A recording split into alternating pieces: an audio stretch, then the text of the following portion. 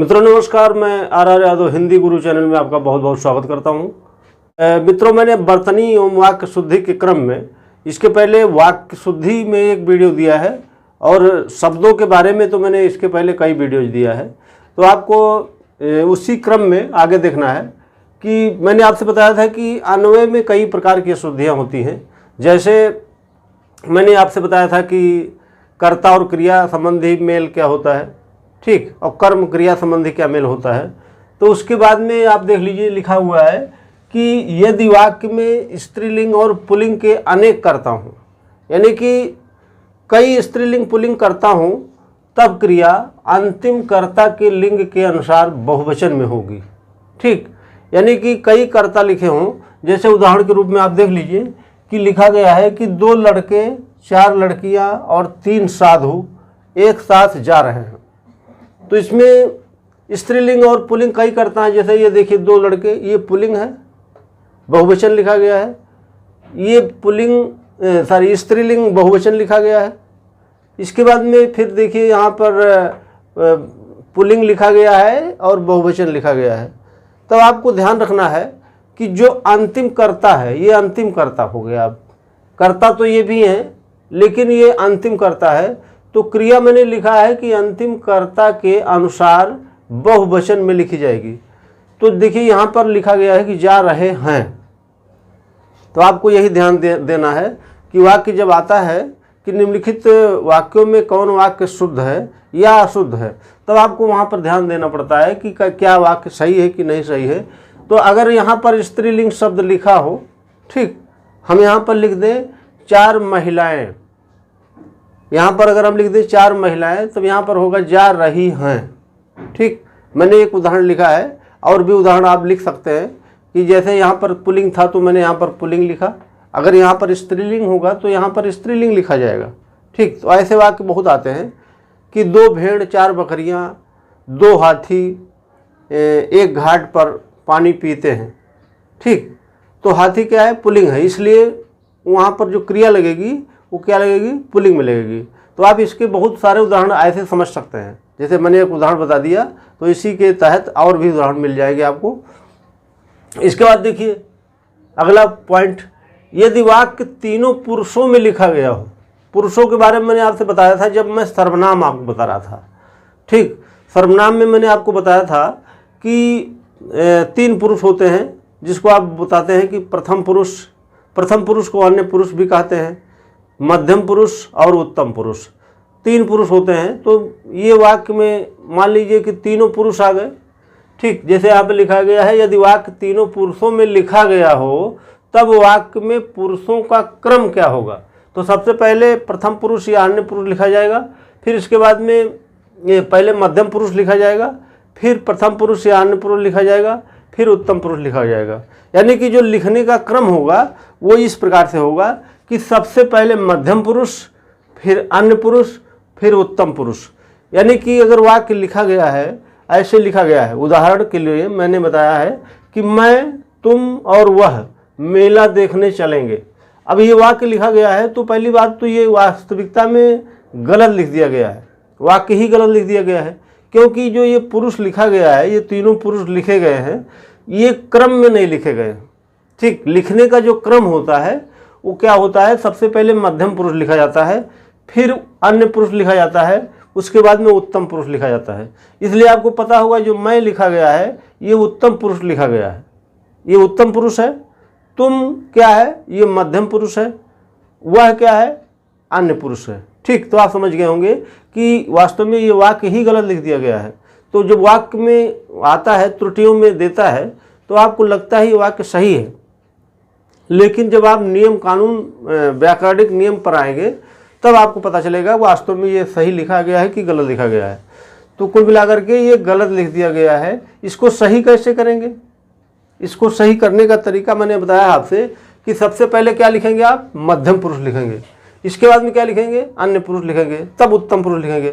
तो फिर मैंने इस वाक्य को सही कर दिया। यहाँ पर देखिए अब लिखा गया तुम क्या है, ये मध्यम पुरुष है, वह क्या है, वह अन्य पुरुष लिखा गया है। इसके बाद में क्या है, मैं क्या है, उत्तम पुरुष। तो मैंने इसको क्रम में लिख दिया और फिर क्या करना है कि जो अंतिम कर्ता होगा क्रिया उसके अनुसार लगेगी। अगर क्रिया अंतिम कर्ता एक वचन है तो ये कर्ता क्या लिखा जाए, क्रिया क्या लगेगी, एक वचन में लगेगी। अगर ये बहुवचन लिखा गया होता तो ये क्रिया बहुवचन में लगती। तो आपको ये ध्यान रखना है कि सबसे पहले जो तीनों पुरुष लिख दिए गए वाक्य में, तो सबसे पहले मध्यम पुरुष, फिर अन्य पुरुष, फिर उत्तम पुरुष लिखना है। ठीक।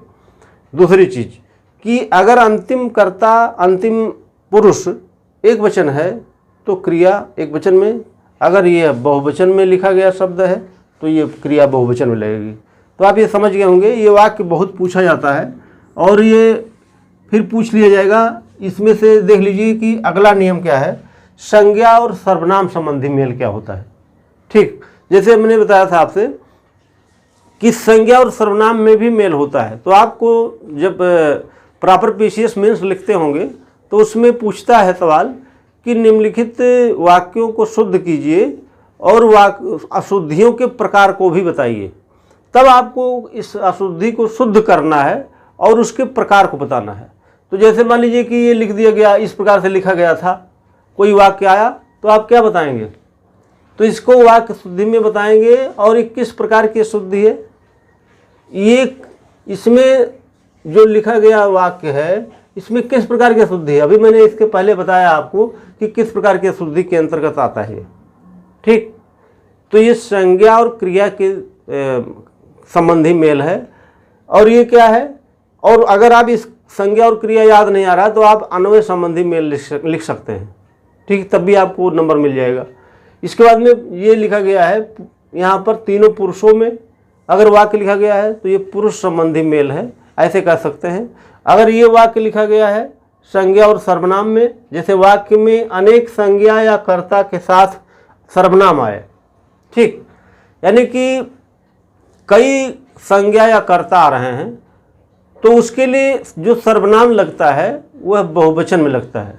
जैसे ये लिखा गया है कि रमेश, सुरेश तथा गणेश मंदिर गए और वे लौट भी आए।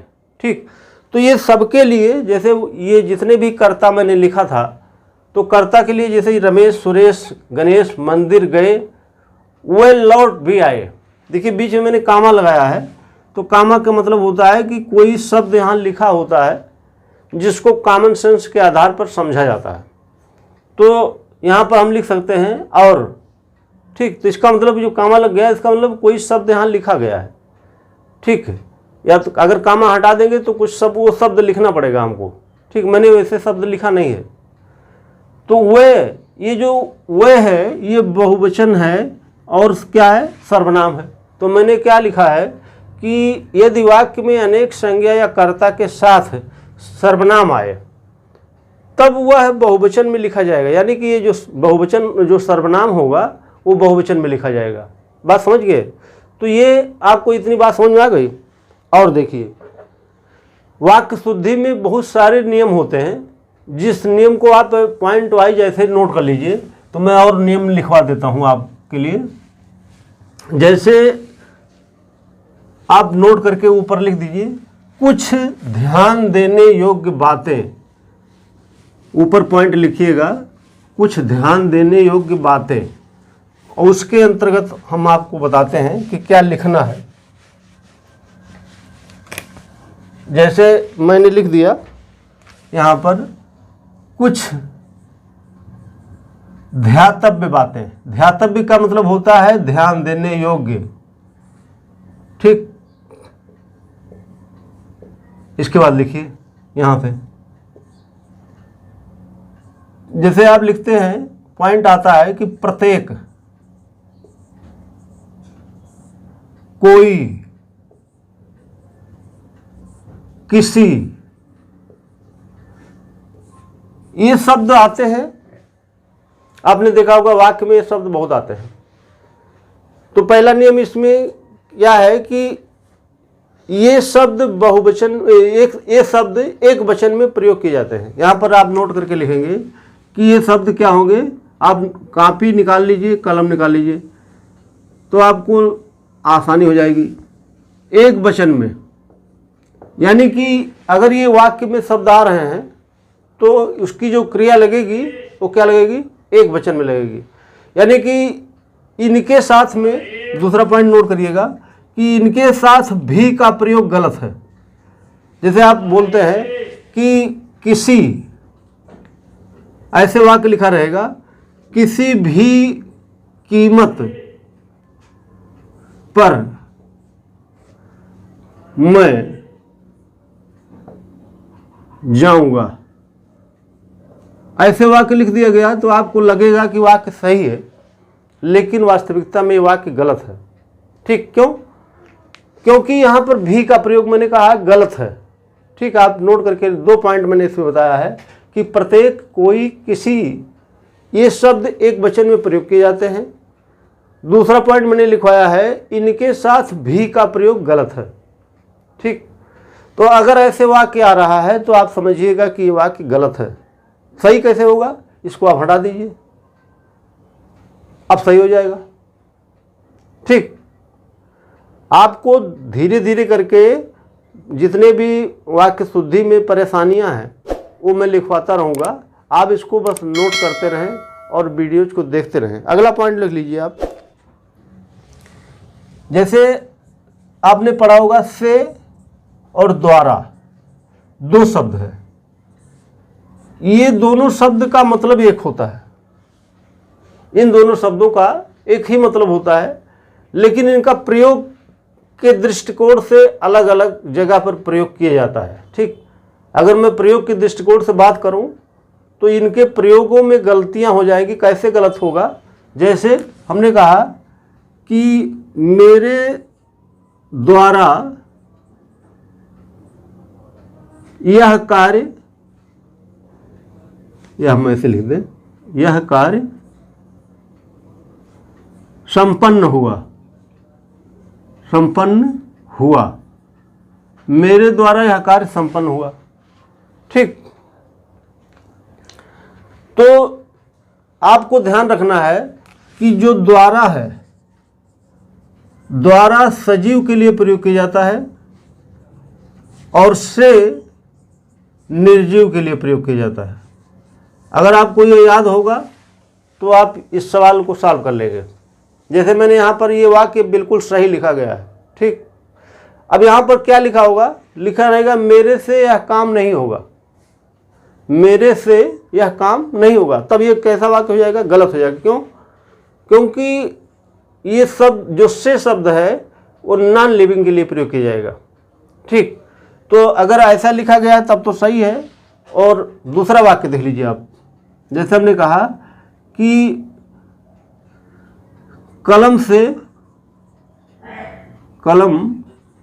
से लिखा जाता है, लिखा जाता है। अब देखिए, से लिख दिया गया है तो से के पहले शब्द क्या लिखा गया है, आपको यह ध्यान रखना है कि से के पहले सजीव लिखा गया है कि निर्जीव लिखा गया है। अगर निर्जीव लिखा गया है तब तो वाक्य सही होगा, और अगर सजीव यहाँ लिख दिया जाए, जिसे हमने कहा कलम द्वारा लिखा जाता है, तब वाक्य गलत हो जाएगा। यहाँ पर हमने लिख दिया मेरे से यह कार्य नहीं होगा, तो ये वाक्य गलत हो जाएगा। यानी कि ये जो से या द्वारा के पहले वाला शब्द है वो आपको ध्यान रखना है कि सजीव है कि निर्जीव है। अगर सजीव है तो द्वारा प्रयोग होगा, अगर निर्जीव है तो से प्रयोग होगा। ठीक, समझ गए होंगे आप। तो ये दोनों वाक्य ऐसे ही लिखे जाते हैं। ठीक, अगला पॉइंट देखिए।